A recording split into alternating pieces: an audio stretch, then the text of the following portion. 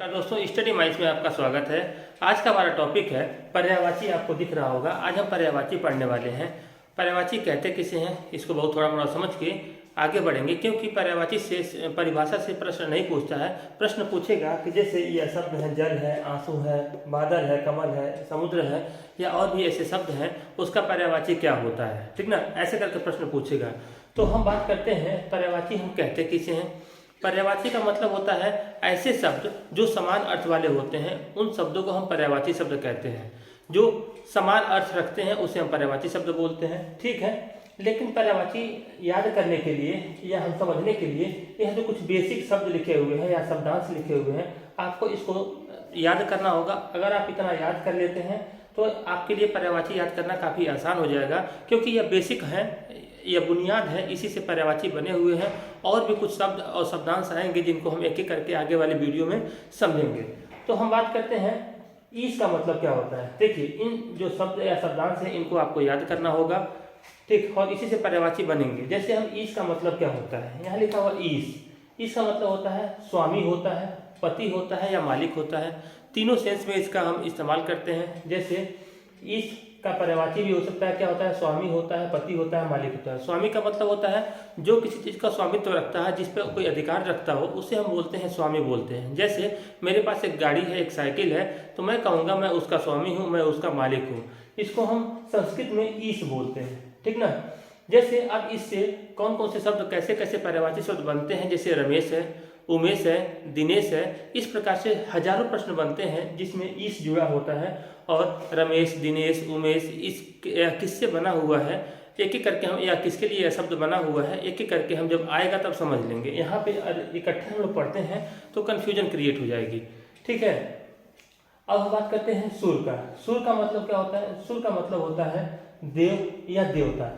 जैसे आप सभी ने सुना होगा असुर। असुर का मतलब होता है जो राक्षस होते हैं उनके लिए असुर शब्द का प्रयोग करते हैं। अ का मतलब होता है नहीं, और सुर का मतलब होता है देवता।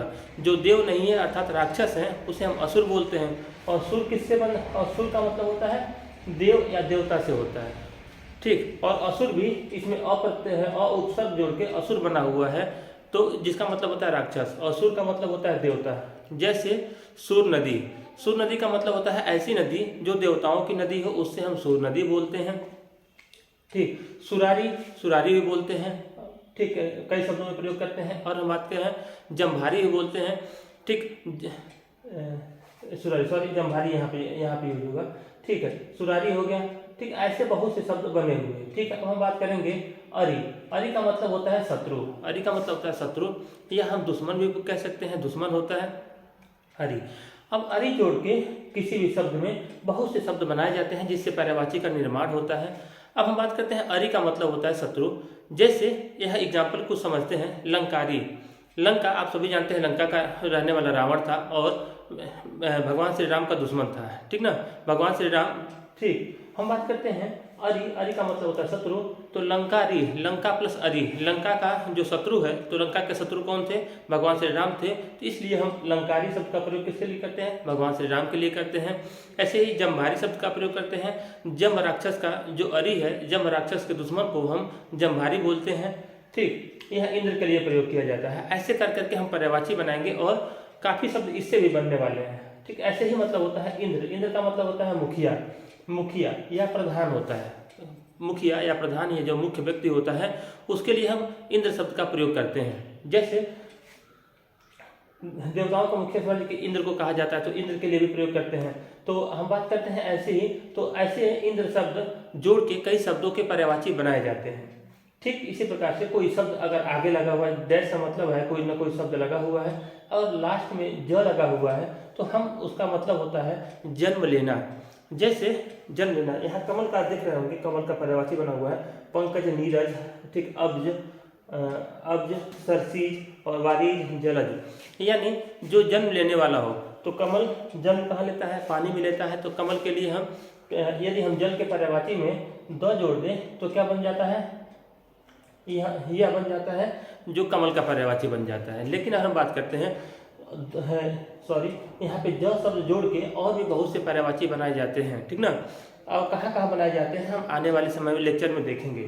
ठीक इसी प्रकार से जिस शब्द के अंत में द लगा हो उसका मतलब होता है देने वाला, उसका मतलब होता है देने वाला। अब क्या देने वाला, एक एक करके हम समझते हैं। जैसे बादल का पर्यायवाची इससे बना हुआ है और भी पर्यायवाची इससे बने हुए हैं, तो द का मतलब होता है देने वाला। ठीक इसी प्रकार से किसी शब्द के अंत में धी लगा हो तो उसका मतलब होता है धारण करना या रखना होता है। जैसे समुद्र का पर्यायवाची इससे काफ़ी हद तक बने हुए हैं, तो धारण करना या अपने पास रखना, उसके मतलब होता है किसी शब्द के लास्ट में धी लगा हो तो। धार का मतलब होता है धार के रूप में या धारा के रूप में जो चीज़ होती है, अगर किसी शब्द के लास्ट में धर जुड़ा हो तो उसका मतलब धार के रूप में या धारा के रूप में होता है। जैसे बादल कई सेंस में बादल के कई सेंस में इसका प्रयोग करते हैं। जैसे आप पयोधर है, वारिधर है, तो हम इसको भी जानेंगे एक एक करके। इसके अलावा और भी शब्दों में इसका प्रयोग किया जाता है। अगला शब्द है निधि। निधि किसी शब्द के लास्ट में जुड़ा हो तो उसका मतलब होता है राशि, या कोई भी चीज़ इकट्ठे एक बहुत बड़े अमाउंट में होती है तो उसे हम राशि बोलते हैं। तो किसी शब्द के लास्ट में निधि लगा हो तो उसका मतलब होता है राशि। ठीक, और किसी शब्द के लास्ट में यदि प लगा हो तो उसका मतलब होता है पान करने वाला, पान करना या करने वाला दोनों होता है। यहाँ पे पान करने वाला या पान करने वाला, पान करना या पान करने वाला। ठीक, या इसका मतलब एक और भी होता है, आप यहाँ लिख लीजिएगा, पालन करने वाला, पालन करने वाला। जैसे अब हम देखते हैं, जैसे भूप, भूप यहाँ पे एक शब्द हो गया भूप, तो भूप शब्द का इस्तेमाल करते हैं, नृप शब्द का इस्तेमाल करते हैं, नृप, मधुप शब्द का इस्तेमाल करते हैं, मधुप। ठीक, तो मधु का पालन करने वाला।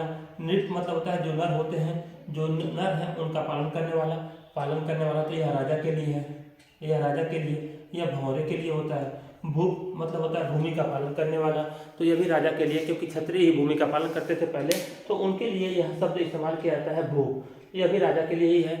तो भूप का मतलब होता है राजा। ठीक ना, तो प का मतलब होता है पान करने वाला या पालन करने वाला। ठीक, मधु, तो मधु का पान करने वाला यह कौन करता है, भौरा का, यह काम भौरा करता है, इसलिए इसे हम मधु, भौरे को मधुप भी बोलते हैं। और यदि किसी शब्द के लास्ट में अंत में हर जुड़ा हो तो इसका मतलब होता है हरण करने वाला या हरने वाला। जैसे मनोहर हो गया, जैसे मनोहर हो गया, मन को हरने वाले को हम मनोहर बोलते हैं। तो ऐसे भी और शब्द बने हुए हैं। यदि ऐसे ही किसी शब्द के लास्ट में कर जुड़ा हुआ है, कर, तो कर का मतलब होता है करने वाला। जैसे दिनकर, दिवाकर, भास्कर। ठीक, तो यह शब्द करने वाला, क्या करने वाला।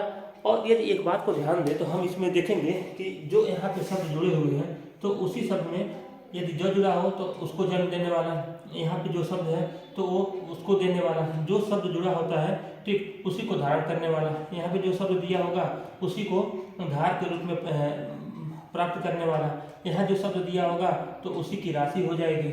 ठीक, और यहाँ पे जो शब्द दिया होगा उसी का पान करने वाला। जैसे हमारा हम लिख दिए यहाँ पे मधुप, तो मधु का पान करने वाला। ये हम यहाँ पे लिख दिए भू, तो भूमि का पालन करने वाला भी हो जाएगा, भू भू, तो भूमि का पालन करने वाला भी हो जाएगा। ठीक, ऐसे ही यहाँ पे लिख दिए हम मन। ठीक, मन, तो मन प्लस हर मिलकर मनोहर बनता है, तो मन को हरने वाला या हरण करने वाला मनोहर होता है। जैसे एक और प्रकार से इसको समझ सकते हैं, जल, जल प्लस जलज, तो जल में जन्म लेने वाला तो क्या होता है, जलज होता है। तो यह किसके लिए है, यह कमल के लिए है। यहाँ पे जलज, ज जोड़ने तो जल को देने वाला, यह बादल के लिए बनता है, बादल के लिए। ठीक, ऐसे ही यहाँ पे जोड़ दें जलज ही, तो जल को धारण करने वाला यह कौन धारण करता है, यह काम समुद्र का होता है, समुद्र का। ठीक, इसी प्रकार से वारिधर, वारिधर, वारी को धार के रूप में देने वाला, वारी का मतलब होता है जल या जलधर भी लिख सकते हैं, तो जल को धार के रूप में देने वाला, तो यह काम बादल का होता है।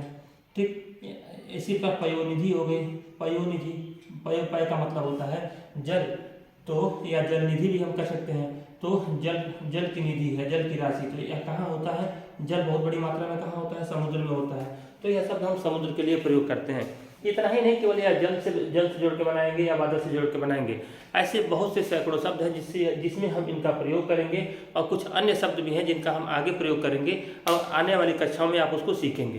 तो इसी क्रम में हम एक एक करके शुरुआत करते हैं।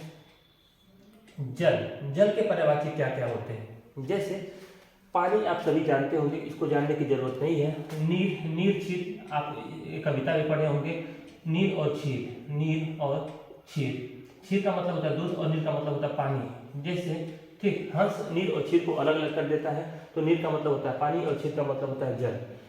ठीक, वारी का मतलब भी होता है जल, शरीर का मतलब भी जल होता है, अम्बु का मतलब भी जल होता है, तोय का मतलब भी जल होता है, पय का मतलब भी जल होता है, आब का मतलब भी जल होता है, आप का मतलब भी जल होता है, रस का मतलब भी, हम इसको पीते हैं तो इसलिए इसको रस बोलते हैं। उदक का मतलब भी जल होता है, अमृत का मतलब भी जल होता है, और जीवन का मतलब भी जल होता है।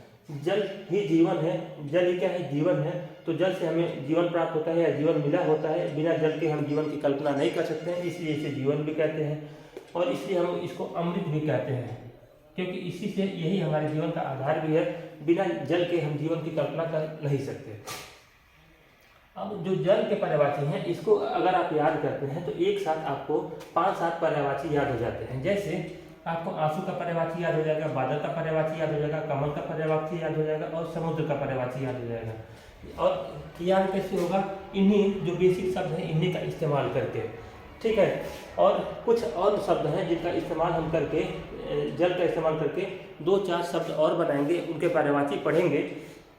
ठीक, 2-4 शब्द बनाएंगे, पर्यायवाची पढ़ेंगे, और हम उसको पढ़ेंगे कल वाले क्लास में। ठीक है, तो आज हम बात करते हैं अब आंसू का। जल अगर आपको याद है तो आपको कई पर्यायवाची बन जाएंगे, कुछ हम कल पढ़ेंगे। तो आंसू होता क्या है, आंसू के बारे में आप सभी जानते होंगे। जो आंखों का पानी होता है उसे हम, आंखों से निकलने वाले पानी को हम आंसू कहते हैं। ठीक, तो यदि हम आंख के पर्यायवाची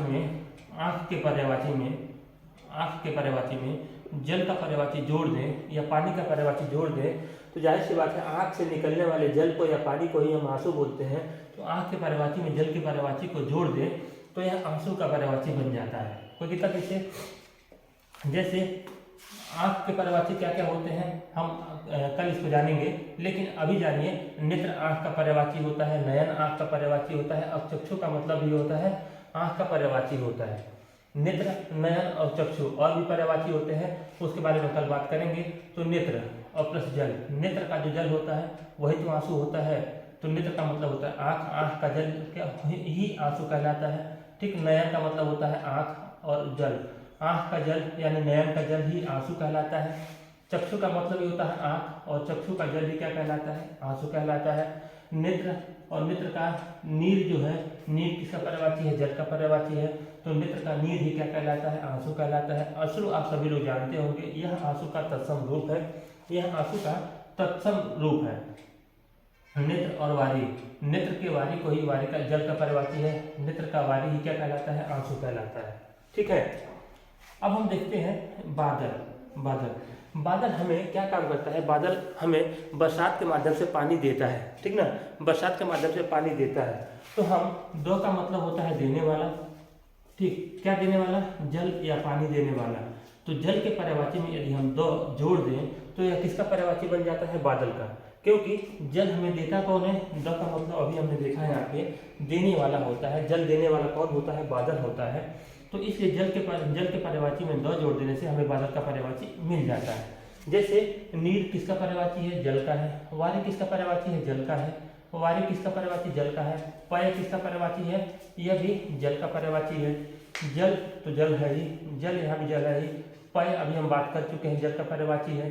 तो देखिएगा, अभी इन दो शब्दों को छोड़िएगा, बाकी हम देखते हैं। अभी नीर और देने वाला, जल देने वाला बादल होता है। वारी मतलब होता है जल देने वाला, द का मतलब देने वाला, बादल होता है। ठीक, वैसे ही वारी और धर, यहाँ हमने धर पढ़ा है। धर का मतलब होता है, यहाँ पे हमने बताया है धार के रूप में जो हमें प्राप्त होता है। तो धार के रूप में, तो वारी यानी जल हमें धार के रूप में कौन देता है, बादल देता है, क्योंकि बरसात धार के रूप में ही होती है, धारा के। ठीक, इसीलिए हम इसे बादल का पर्यायवाची क्या हो गया, वारीधर। ठीक, पयोधी का मतलब होता है पय किसका पर्यायवाची है, जल का, और द का मतलब देने वाला। ठीक, दोनों पय प्लस द मिला के पयोधी हो गया है। तो इसका मतलब होता है जल देने वाला, बादल ही होता है। जल जहाँ धार के रूप में होती है हमें मिलता है, उसे हम जलधर बोलते हैं, क्योंकि यहाँ पे धर का मतलब हम धारा के रूप में बात कर चुके हैं। जलद, जल देने वाले को हम बादल बोलते हैं। पय मतलब होता है पानी, और धर का मतलब होता है धारा के रूप में। यह किससे प्राप्त होता है? बादल से होता है। मेघ और घन आप सभी लोग जानते होंगे, मेघ और घन यह बादल के पर्यायवाची होते हैं। जैसे कई गाने भी, मेघ वर्षा, ठीक ना, तो मेघ तो कई गाने भी हैं, तो मेघ भी हो गया और घन बादल के लिए होता है। अब हम बात करते हैं कमल। कमल का पर्यायवाची क्या होता है? देखिए कमल होता कहाँ पे है। अगर हम कमल की बात करें तो कमल जहाँ दलदली क्षेत्र होता है, पानी वाला क्षेत्र होता है या कीचड़ होता है, वहाँ पे कमल होता है, कमल का फूल खिलता है या कमल का जो पूरे की पूरी विकास होता है। तो यह होता कहाँ पे है? कमल। तो कहाँ होता है? जल में होता है, तो जल में, ठीक, जल। और प्लस होने को हम जन्म लेना कर सकते हैं, जहाँ कमल होता है या जन्म लेता है। तो जल के पर्यायवाची में यदि हम ज जोड़ दें, ज का मतलब होता है, ज का मतलब होता है जन्म लेना। तो कमल जन्म कहाँ लेता है? जल में जन्म लेता है। तो इसलिए हम इसे क्या बोलते हैं? इससे जल के पर्यायवाची में जो जोड़ दे तो कमल का पर्यायवाची हमें मिल जाता है। जैसे पंकज अभी छोड़ देते हैं, आगे अभी बात करेंगे। नीरज, नीर का मतलब होता है जल। आपका मतलब होता है जल, ठीक। अपधन ज से मिलकर बना है अब्ज, ठीक। पंकरू भी आगे बात करेंगे। सतदल, सरसी, सरसी मतलब होता है तालाब और ज का मतलब होता है जन्म लेना, ठीक। वारी का मतलब होता है जल और जल में जन्म लेना। जल का मतलब है जल होता ही है पानी, और ज का मतलब होता है जन्म लेना। तो जो पानी नीर में जन्म लेता है तो कौन लेता है? कमल लेता है। अपधन ज, ठीक। अप मतलब होता है पानी, पानी में जन्म कौन लेता है? कमल लेता है, ठीक। इसी प्रकार से सरसी, सरसी का मतलब होता है तालाब, तालाब में जन्म कौन लेता है? कमल लेता है। वारी का मतलब वारी, वारी का मतलब होता है जल, जल होता है। तो वारी में जन्म लेने वाले को हम क्या बोलते हैं? कमल कहते हैं। तो जल में जन्म लेने वाले को हम क्या बोलते हैं? कमल बोलते हैं, ठीक ना। अब हम इसको सतदल क्यों कहते हैं? इसमें 100 दल होते हैं, 100 दलपुंज होते हैं, इसलिए इसे हम 100, सत का मतलब होता है 100, इसलिए हम इसे सतदल बोलते हैं। सतपत्र, इसमें 100 पत्तियां होती हैं, इसलिए इसे हम क्या बोलते हैं? सतपत्र बोलते हैं। अब हम बात करेंगे पंकरू। पद्म आपको याद करना पड़ेगा, पद्म क्या करना पड़ेगा? याद करना पड़ेगा। पद्म कमल को कहते हैं। अब हम बात करेंगे जो पंकरू है। रू का मतलब होता है शरीर, शरीर, और पंख का मतलब होता है कीचड़। जिसका शरीर कीचड़ में हो उसे हम, किसका शरीर कीचड़ में होता है? किसका विकास कीचड़ में होता है? तो जाहिर सी बात है कमल का विकास कीचड़ में होता है, तो उसकी शरीर भी कीचड़ में ही होगी, तो इसलिए हम इसे पंकरू भी बोलते हैं। और हम बात करते हैं पंकज। अभी हम देखे हैं पंख का मतलब होता है कीचड़, और कीचड़ में जन्म लेने वाले को हम क्या बोलते हैं? कमल बोलते हैं, ठीक है। तो कोई छूटा तो नहीं? नहीं, कोई छूटा नहीं है, बाकी सब हमारा हो गया है। अब हम बात करते हैं समुद्र। आप सभी जानते होंगे समुद्र बहुत बड़े जल का भंडार है, जल राशि का भंडार है। यहाँ पे बहुत बड़े अमाउंट में जल रहता है, भरा हुआ है। इसलिए यदि हम बात करते हैं अमाउंट, यदि धी का मतलब होता है, धी का मतलब होता है धारण करना, ठीक है, धारण करना।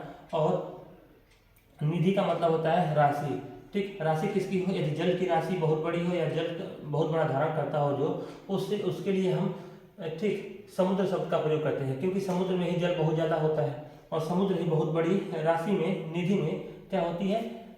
जल को रखता है। तो यदि किसी शब्द के लास्ट में निधि और धी जुड़ा हो तो हम उसके लिए, किसी शब्द के नहीं, सॉरी, जल के जल वाले शब्द के लास्ट में या जल के पर्यायवाची में यदि धी जुड़ा हो या निधि जुड़ा हो तो हम किसके लिए प्रयोग करते हैं? समुद्र के लिए प्रयोग करते हैं। जैसे जलधि, जल को धारण करता है जो, उसे हम बोलते हैं समुद्र।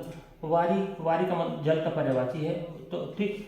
और धी, वारी को धारण करने वाले को हम बोलते हैं जल। यहाँ पे लिख लीजिए जल और प्लस धी या निधि भी लिख सकते हैं। तो जल के पर्यायवाची में धी जोड़ दें या निधि जोड़ दें तो यह समुद्र का पर्यायवाची हो जाता है। दो हम बात कर चुके हैं। तीसरा, इसे हम नदी क्यों कहते हैं? क्योंकि यह नदियों का स्वामी कहलाता है। नदी प्लस ईश, नदियाँ अपना सारा का सारा जल लाकर यहीं पे विसर्जित कर देती हैं, इसलिए इसे हम नदीश बोलते हैं। जलधाम, धाम जानते ही होंगे, जहाँ पे लोगों का मिलन होता है, आते हैं, तो जहाँ पे बहुत बड़ी संख्या में लोग इकट्ठा होते हैं उसे हम धाम बोलते हैं। तो जहाँ जल बहुत बड़ी मात्रा में इकट्ठा होता है उसे क्या बोलते हैं? धाम। तो जलधाम, तो यह कहाँ होता है? समुद्र में ही होता है। अवधि, अपधंधी से मिलकर अवधि बना है, अपधंधी से मिलकर अवधि बना है। अब किसका पर्यायवाची होता है? जल का पर्यायवाची है, और उसमें हम धी जोड़ दी है तो किसका पर्यायवाची हो गया? समुद्र का। इसी प्रकार पय किसका पर्यायवाची होता है? जल का। जल में, जल की जो निधि है, जल की निधि कहाँ होती है? समुद्र में होती है, ठीक। इसी प्रकार से यहाँ पे नीरधि है, नीरधि, नीर किसका पर्यायवाची है? जल का। और जल की जो, जल को जो धारण करता है उसे हम क्या बोलते हैं? समुद्र धारण करता है, तो नीरधि हम किसके लिए प्रयोग करते हैं? समुद्र के लिए प्रयोग करते हैं, ठीक। इसी प्रकार पय किसका पर्यायवाची है? पय जल का पर्यायवाची है, और पय को धारण करने वाला, जल को धारण करने वाला कौन धारण करता है? समुद्र, तो पयोजीवी किसका पर्यायवाची है? समुद्र का। ठीक। सलिलेश, सलिल किसका पर्यायवाची है? जल का। और जो जल का स्वामी हो, सलिल, सलील, यहाँ पे सलील जल का पर्यायवाची है, तो सलिलेश। सलील प्लस ईस से मिलकर क्या बना है? सलिलेश। जो सलील जल का स्वामी हो, तो जहाँ जल का स्वामी सबसे बड़ा कौन है या जल का मालिक कौन है? जहाँ पे सारा जल इकट्ठा होता है, समुद्र में, तो इसलिए हम समुद्र के लिए सलिलेश शब्द का भी इस्तेमाल करते हैं। और उर्मी माला भी कहते हैं इसे। उर्मी माला क्यों कहते हैं? क्योंकि उर्मी जो है यह तरंग का पर्यायवाची होती है। किसकी? तरंग या लहर की पर्यायवाची है। और तरंग की मालाएं कहाँ उत्पन्न होती हैं? यहाँ उत्पन्न होती है समुद्र में, इसलिए हम इसे उर्मी माला भी बोलते हैं या तरंग माला भी कह सकते हैं। हम तरंग का पर्यायवाची समझेंगे, इससे जोड़ के कुछ और भी शब्द बनाएंगे। अब इसको हम रत्नाकर क्यों कहते हैं, यह प्रश्न कई बार भी पूछा हुआ है।